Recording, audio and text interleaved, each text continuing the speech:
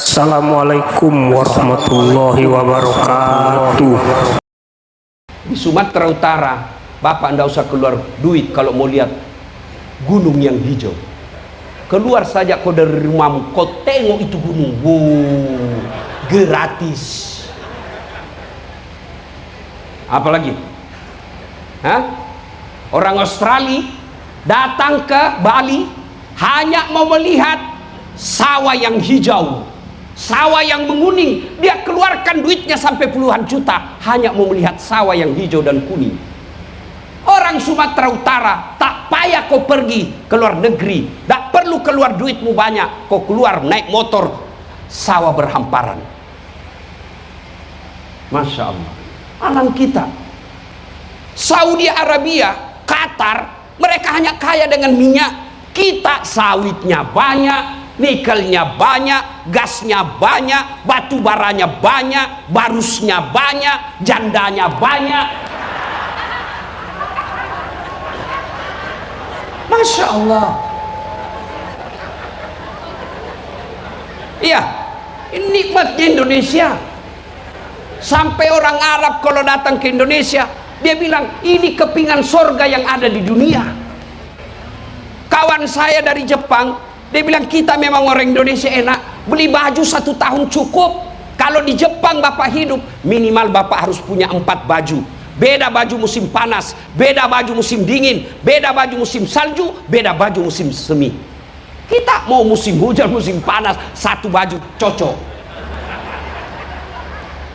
Inilah nikmat yang kadang-kala kita tidak syukuri. Nikmat alam. Yang ketiga, nikmat aman.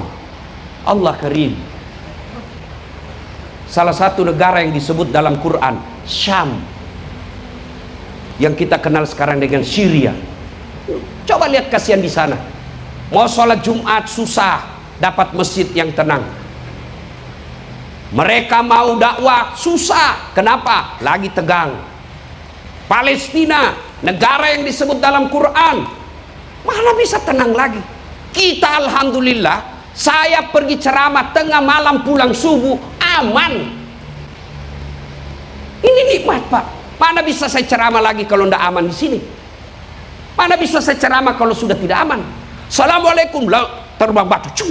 Waalaikumsalam. Marilah kita memanjatkan puji dan syukur. Mana bisa lagi? Inilah nikmat yang Allah berikan kepada kita. Dan siapa yang punya tanggung jawab besar menjaga Kamtibmas, kalianlah para polisi Republik Indonesia.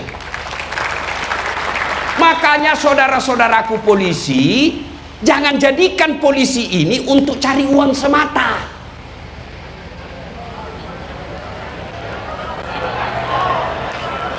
Kau yang tadi bilang gaspol toh?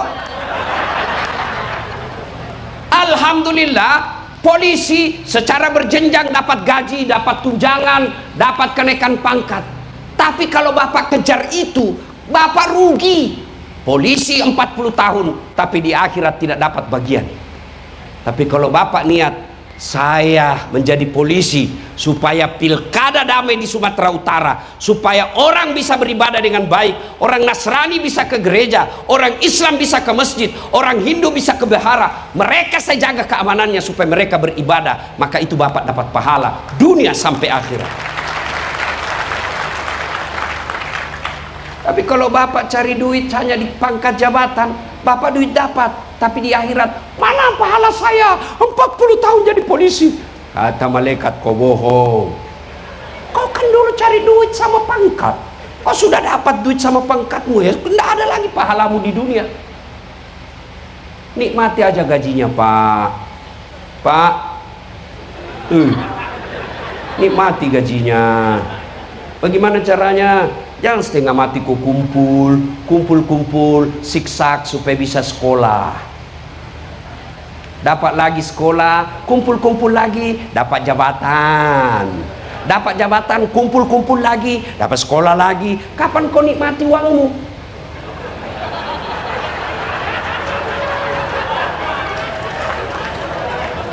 Lebih baik kumpul kasih istrimu. Belikan dia emas. belikan dia berlian. Benar ibu? Nah ini istrimu, biar kau tidak pulang, yang penting ada isi ATM-nya. Betul ibu? Kau tidak percaya dengar, biar tidak pula, yang penting ada uangmu dia cari.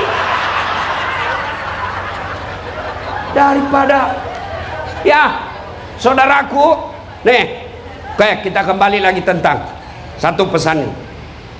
Yang kedua, Nabi pernah bersabda, atadruna manil muflis? Saudara-saudara sekalian, kau tahu enggak siapa yang bangkrut di akhirat kelak? Kata sahabat, yang tidak sholat ya Rasul. Oh, dia sholat 5 waktu bagus, sholat sunnahnya ada. Yang tidak puasa Ramadan ya Rasul. Oh, dia puasa Ramadan, Senin Kamis dia lancar puasa sunnahnya. Yang tidak bayar zakat ya Rasul, dia bayar zakat harta, zakat fitrah. Oh, mungkin yang tidak haji padahal sudah mampu. Oh, dia haji, bahkan hampir tiap tahun dia pergi umroh. Oh, kalau begitu siapa yang bangkrut ya Rasul? Dengar, siapa yang bangkrut ya Rasul? Nabi jawab, jarusu wa khati'ur rahim, tetangga yang jahat sama tetangganya dan yang memutuskan tali persaudaraan. Kenapa dia bangkrut? Kata sahabat, bagaimana caranya? Kok bisa bangkrut ya Rasul? Dia kan baik ibadahnya. Kata Nabi, benar, hubungannya kepada Allah baik, hablum minallahnya baik, sayang hablum minannasnya rusak. Apa itu? Ketika dia setor sholatnya, ya Allah ini sholatku. Datang teman kantornya, tunggu dulu, dia memang rajin sholat. Saya pernah satu kantor di Mapolda Sumut. Dia fitnah saya, gara-gara fitnahnya saya dimutasi non job. Saya minta keadilan. Allah berfirman, ya sudah, ambil sholatnya 12 tahun.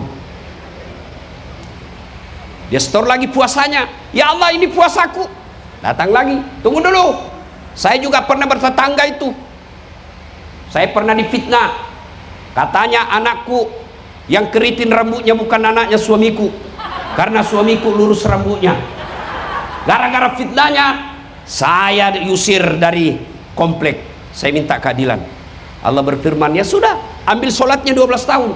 Dia setor semua amalnya, terakhir habis pahalanya, habis, masih ada yang datang. Saya juga pernah itu, sama-sama caleg. Dia kirim di medsos berita bohong, dia kirim di medsos fitnah. Akhirnya saya bangkrut, sudah jual sawah, tidak terpilih gara-gara fitnahnya dia. Saya minta keadilan. Orang ini berkata, ya Allah, bagaimana lagi caranya? Sudah habis amalku. Kata Allah, tidak ada kebatilan yang tidak ada balasannya hari ini. Supaya adil, ambil dosanya orang yang pernah kau sakiti. Itu yang disebut bangkrut. Habis kebaikannya hubungan kepada Allah, hubungannya kepada manusia jelek, habis. Nah, sekarang apa penyebab putusnya persaudaraan? Satu, pilkada. Saya biasa bingung lihat orang, Pak, kenapa tegang sekali lewat ini pilkada? Ini pergantian kekuasaan sunnatullah. Kenapa kita ini rakyat mau ribut-ribut? Tapi sebenarnya rakyat ini tidak mau ribut, Pak PJ. Tidak ada ini Pak Pangdam mau ribut, tidak ada. Rakyat ini hanya nunggu serangan fajar.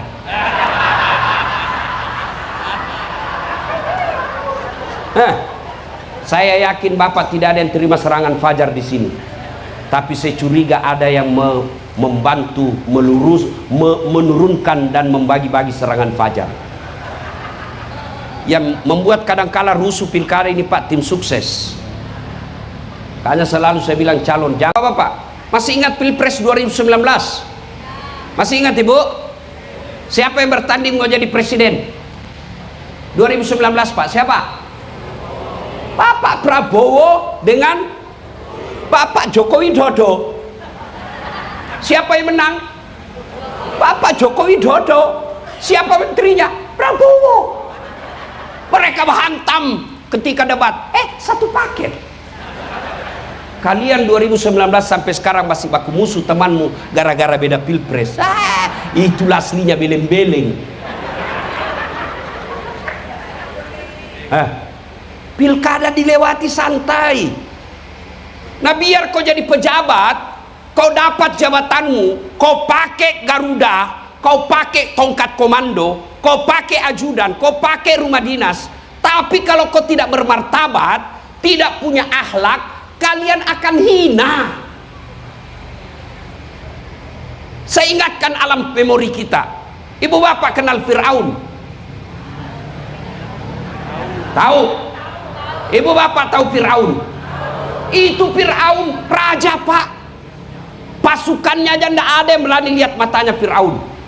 Kekayaannya sampai sekarang masih dicari di Mesir. Gagah, cakep. Tapi karena tidak punya iman, Allah hinakan itu Fir'aun.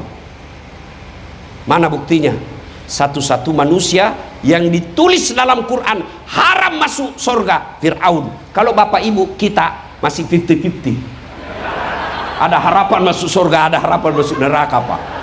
Fir'aun sudah diponis haram masuk surga. Apa cukup sampai di situ? Murka Allah, laknatnya kepada Fir'aun? Tidak. Sampai detik ini tidak ada yang suka itu namanya Fir'aun. Mana buktinya? Tidak ada satupun warga Polri mau kasih nama anaknya Fir'aun. Jangankan kasih nama, bapak dituduh aja Fir'aun, marah, pak. Padahal populer, elektabilitasnya paling tinggi. Tapi karena tidak punya iman, hina dia, pak. Sebaliknya, rakyat jelata, hamba sahaya, tidak punya harga diri sama sekali. Dia bisa diperjualbelikan. Namanya hamba sahaya. Tukang sisirnya anaknya Fir'aun, namanya Masita. Dibakar dan direbus hidup-hidup oleh Fir'aun hanya karena dia mempertahankan la ilaha illallah. Dia korbankan jiwa raganya satu keluarga. Ada orang dia korbankan akidahnya satu keluarga demi jabatan. Dia korbankan martabat diri dan keluarganya demi jabatan, padahal jabatan itu pasti habis. Siapa paling tinggi jabatannya di sini, di tempat ini sekarang? Nah, apa? PJ Gubernur, pemain pergantian antar waktu. Terpilih, wabillahi taufiq wal hidayah. Pak Kapolda, paling tinggi jabatannya di Polda Sumut. Tapi ada masa selesainya, mutasi, mudah-mudahan mutasi jadi bintang 3. Selesai bintang 3, bintang 4. Sudah bintang 4, pasti bapak pensiun. Sudah pensiun, bapak masih mau pakai bintang, dibilangi orang gila, pak. Ayo, tentara paling tinggi pangkatnya di sini, Pak Pangdam, bintang 3. Allah Karim, terancam tinggal 1 bintang. Mau kemana? Pasti pensiun. Apa yang kita mau ributkan dengan jabatan? Itu aja jabatannya diperebutkan. Kita yang rakyat biasa ngapain ribut? Pergantian jabatan santai. Yang saya jengkel, Pak Jenderal, saya jengkel betul kalau ada tim sukses, politisi, partisan yang mengacak-acak persatuan. Kenapa? Saya lah ini, Pak, paling repot Sabang sampai Merauke. Saya rasakan bagaimana naik perahu di samping kiri kanan ada buaya berjemur. Saya rasakan berjam-jam naik mobil tikungan kiri kanan sampai saya sakit. Saya pernah rasakan sakit 4 bulan, 6 bulan tidak bisa kemana-mana karena saya tertular virus dari Mike. Untuk apa? Agar kita tetap damai di Indonesia. Saya ajak teman-teman pendeta, saya ajak teman-teman Buddha, saya ajak teman-teman biku, ayo kita sama-sama jaga persaudaraan Indonesia, karena di sini kita lahir, di sini kita bekerja. Saya paling benci lihat itu mereka yang pejabat hanya karena jabatan sementara dia menghalalkan segala cara mengancam persaudaraan. Biar tinggi jabatan kalau menghalalkan segala cara berakhir dengan kehinaan. Percaya saudaraku, tidak ada jabatan yang diraih dengan menghalalkan segala cara kecuali berakhir dengan kehinaan. Pasti. Dosa Allah ampuni kalau dosa pribadi, tapi kalau zolim Allah yang turun tangan menghancurkannya. Zolim itu berkaitan dengan kekuasaan. Salah satu zolim diantaranya adalah memotong uang keamanan pilkada. Brigade. Brigade. Nah itu kasihan, itu brimob itu kasihan. Bau matahari, dipotong pulang honor pengamanan, laporan di Polda 150, uang makan sampai di lapangan 25.000. Sudahlah, saya tahu semua nasibmu deh. Itu namanya zolim. Ini yang bisa merusak persaudaraan kita. Pilkada santai aja ini. Pilkada kita lewati dengan santai. Jangan cemas. Nah, di mana perannya perempuan? Ini penting. Penting peranan istri. Rem-rem suamimu. Ketika dia mulai hilap, rem dia ketika kau tidur. Jangan malah menjadi provokator. Apa perempuan berpengaruh? Sangat pengaruh. Apalagi kalau suaminya sudah suami takut istri. Mana ada polisi tidak takut sama istrinya? Sudahlah, sadar baku tahu kita semua. Dia bilang, teman saya polisi, sebenarnya kami tidak takut sama istri Ustaz, cuma ini istri sedikit-sedikit melapor sama istrinya komandan. Dan istrinya komandan juga, ternyata komandan juga takut sama istrinya.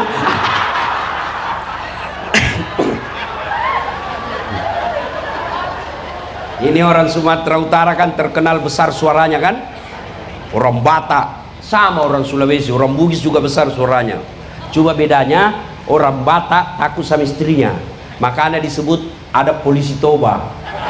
Ya, iya toh. Nah, kalau orang Bugis tidak ada yang takut sama istrinya, cuma istrinya lebih berani. Oke, Bu, di situ jihadnya ibu. Mengerahkan suami. Suami sudah pangkat jabatan ada, tapi mendorong lagi tim suksesnya Pak. Ibu lah yang harus ingatkan, Pak, dunia sementara. Apalagi tidak puasnya Bapak nih. Bapak sudah punya pangkat segini. Dari semua Indonesia hanya sedikit yang Allah pilih. Saya tadi bisik-bisik Pak Jenderal, Pak Kapolda, 94, Masya Allah, cepat. Yang sambutan 93. Senior, tapi apa boleh buat, itulah hidup. Makanya dalam rukun iman ada disebut qada dan qadar, yaitu takdir baik dan takdir buruk. Takdir baik dapat promosi, takdir buruk non job. Jangan cuma mau baiknya saja. Iya, itu memang begitu hidup. Saya bayangkan tadi Bintang 2, kira-kira di Indonesia itu Pak Jenderal Bintang 2 tidak sampai 100 orang kali ya. Tidak Pak. Bayangkan dari sekian banyak Indonesia, hampir 300 juta Bintang 2 polisi yang aktif tidak sampai 100. Maka di situ fungsinya istri. Bang, rem-rem bang, jangan gaspol terus. Rem-rem, itu fungsinya istri. Jangan malah menjadi provokator. Pakai kau sikat di situ, masa itu ada lifting, gelangnya tebalnya kayak Felix sepeda. Masa kamu Kapolda, saya cincinku ini masih cincin kawin. Di situ fungsinya istri. Dan kalau istrinya mampu menahan diri suaminya, maka dia menjadi jihad pahala buat dia. Ini istri penting. Berapa banyak orang hina dan masuk penjara, dipermalukan di medsos gara-gara istri. Pilkada ini mestinya para istri calon-calon pejabat, calon-calon kepala daerah, di situ istrinya tampil memberikan kesejukan bagi suaminya. Karena istri itu kalau dia memberi kesejukan, Masya Allah, senyang perasaan. Waduh, saya istri saya Bu, kalau saya lelah sekali mau pergi ceramah, hilang lelah saya ketika ketemu istri. Mau pergi ceramah, dia ransel saya diangkat. Tidak usah saya yang berat. Apa kata istri saya? Tidak ada artinya beratnya ini ransel dibanding beratnya hidupnya Ustadz menanggung beban kami sekeluarga. Langsung hilang sukses, punya penyakit hati, tenang lagi perasaan. Begitu saya di mobil Bu, dia cium tangan saya. 3 kali dicium, cukup enggak? Dia cium lagi mata kanan. Dia cium mata kiri. Dia cium lagi jidatku. Ini yang paling lama. Istriku Bu, apa? Sudah itu dia usap dada saya. Dia tidak akan pernah tutup pintu mobil sebelum dia bilang, Ustadz, ridhoi saya. Karena surganya istri ada pada ridhonya suami. Ridhoi saya bang, ridhoi saya Ustadz. Insya Allah ibu yang begini, ibadahmu sederhana, tapi ridho suamimu gampang masuk surga. Ayo Pak Kapolres, pernah kau dikasih gitu istrimu? Paling mau pergi kerja dia sibuk di WhatsApp. Ayo bang, ayo ya, jangan lupa ya. Jangan marah ya bu ya, jangan marah ya bu. Ini tujuannya dakwah ibu. Coba ibu, saya mau tanya ibu, saya mau tanya ibu. Kenapa ibu-ibu bisa hadir di tempat ini? Nah, karena suamimu polisi. Coba kalau suamimu Satpol PP, kok nggak ada di sini? Kenapa ibu baris paling depan? Karena ibu istri-istri pejabat utama. Cara syukuri, jaga suamimu. Pilkada, jangan bang, jangan berpihak, jangan sampai kita disebut partai coklat.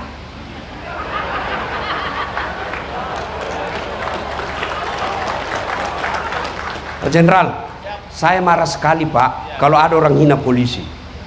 Padahal saya lah paling sering gaspol sama polisi. Coba, mana ada ustadz yang berani maki-maki jenderal di depannya? Hanya ada saat latih Pak. Kenapa? Karena saya mau ajak para polisi masuk surga. Karena saya bisa dakwah dengan aman karena jasa-jasanya polisi. Maka ibu jaga suami bu. Caranya ingatkan, rem.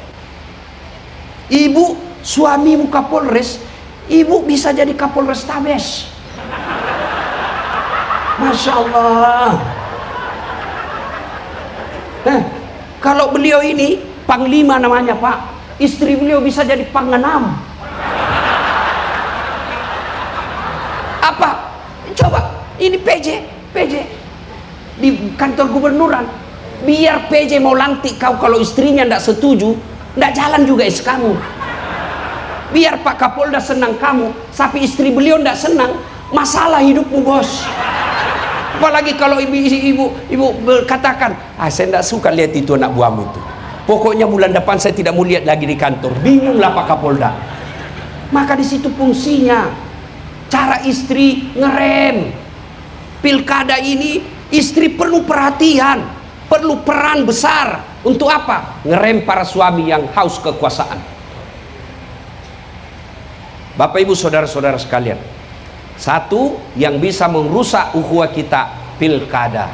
Yang kedua, al-istighalu bi uyubil khalqi. Suka cari kejelekan orang, dia lupa jeleknya dirinya sendiri. Nah, ini yang paling banyak ini di pilkada, hoax, fitnah. Suka cerita kejelekan orang. Namanya kejelekan kalau kau cari pasti ada. Jangankan calon kepala daerah, kurang apa kalau bapak cari-cari namanya, cari-cari kesalahan. Contoh Nabi Yusuf memang contoh Nabi Adam, oke. Nabi sih Nabi, tapi sayang makan buah huldi. Nah, itu cari-cari kesalahan namanya itu. Iya toh, padahal Nabi. Iya. Nabi Yunus, Nabi la ilaha illallah, ngajarkan tiada Tuhan selain Allah, tapi sayang anaknya sesat. Itu namanya cari-cari kesalahan. Mana ada manusia yang tidak ada salahnya Pak? Kita semua pasti punya salah.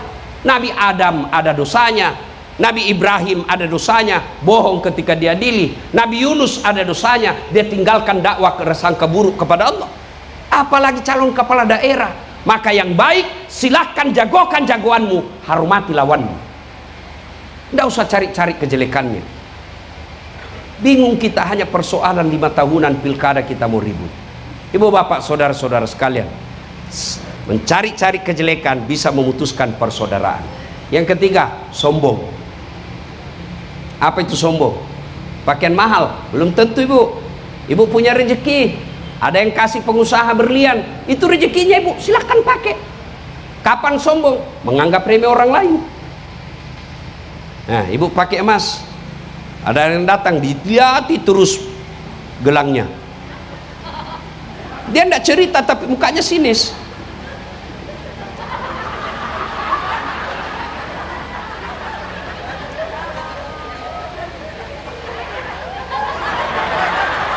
Apa? Palsu. Kok tahu? Itu berbekas di tangannya. Itu baru sombong, nganggap remeh orang lain. Para kombes, bapak pakai krokodil, baju buaya, itu rezekinya bapak, silahkan. Katanya kalau asli kepalanya menghadap keluar,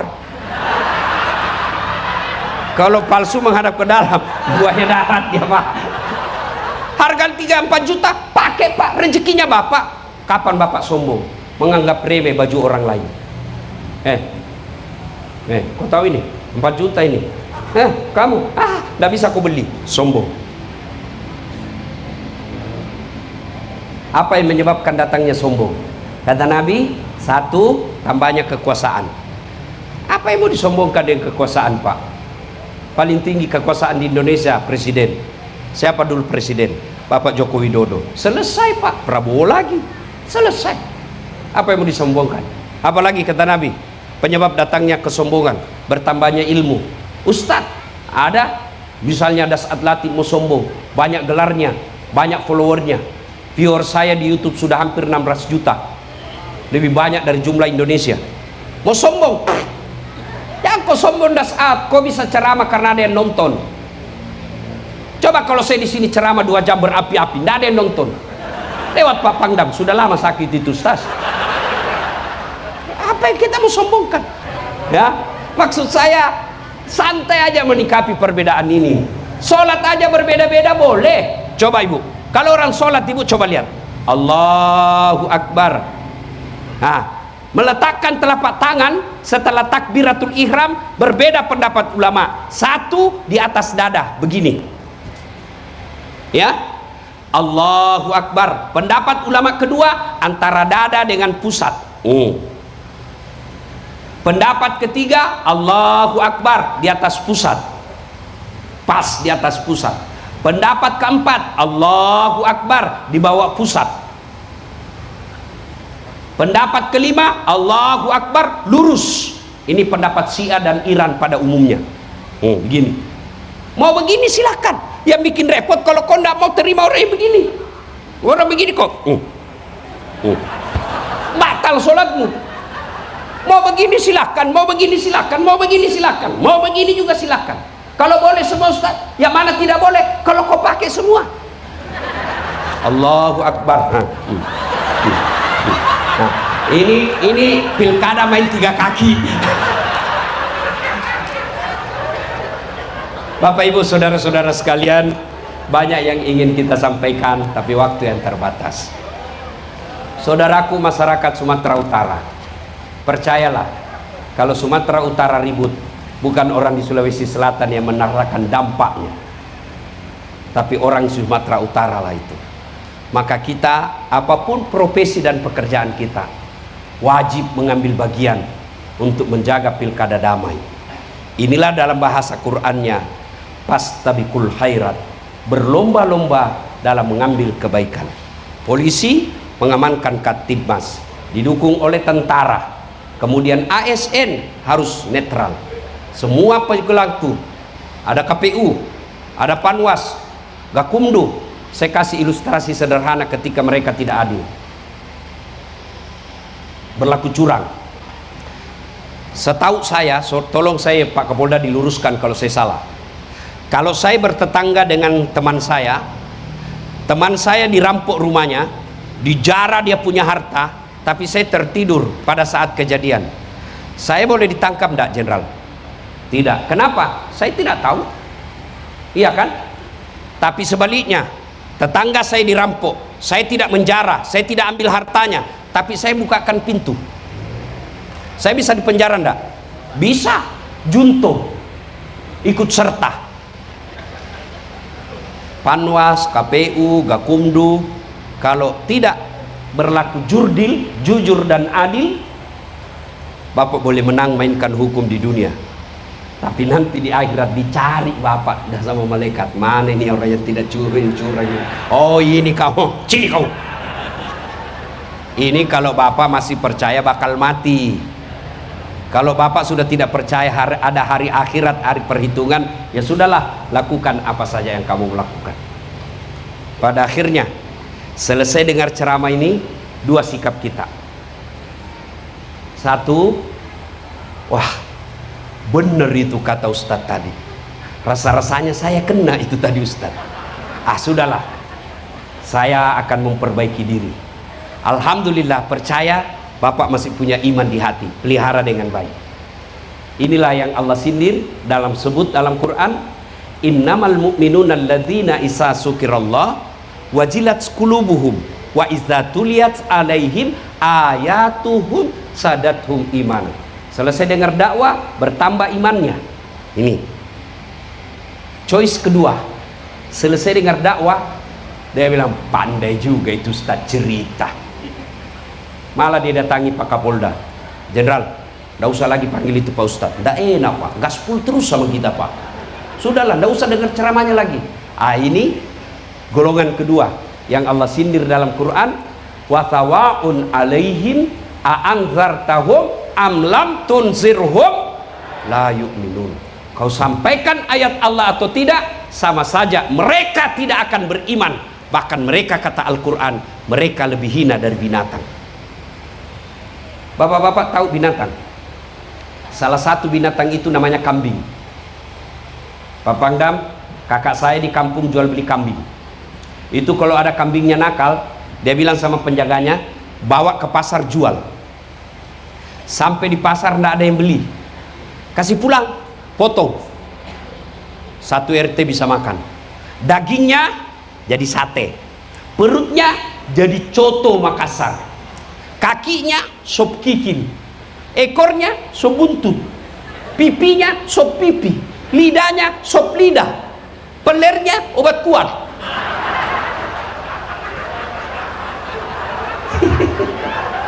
Iya toh? Iya. Kambing nakal, jual.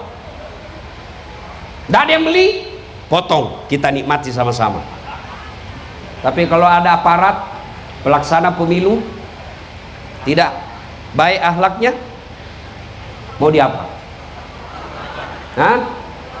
Jual, siapa yang mau beli? Masuk penjara pun masih makan uang, dipotong, siapa yang mau makan?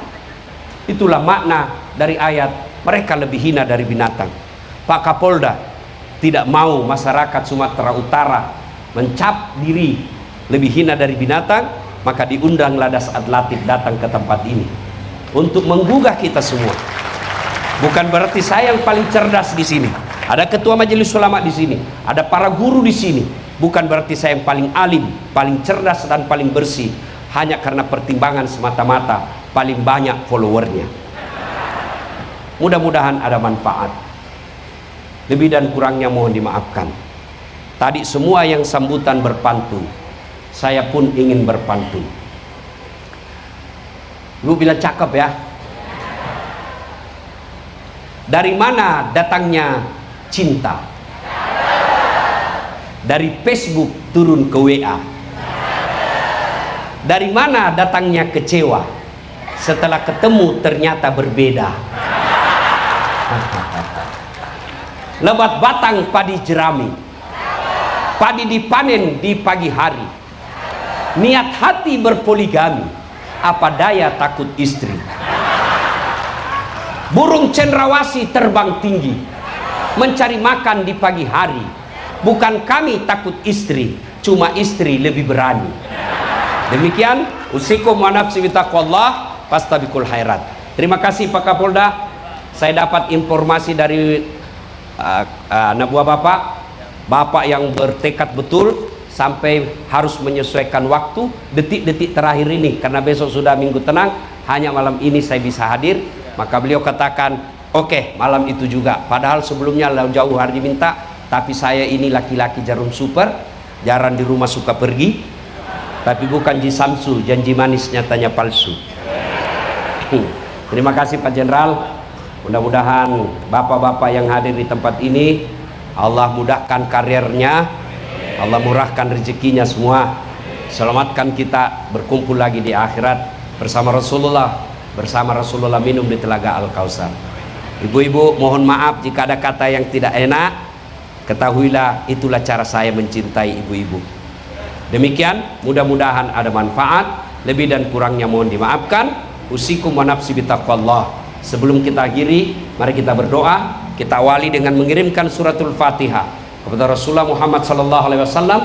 Khasiat dan keutamaannya kita ikhlaskan Mudah-mudahan bapak-bapak polisi, ibu-ibu poluan yang mengantar TPS besok mulai bekerja ke seluruh pelosok Provinsi Sumatera Utara dilindungi dalam perjalanan, disehatkan dalam perjalanan, dan dijadikan pekerjaannya amal jariah.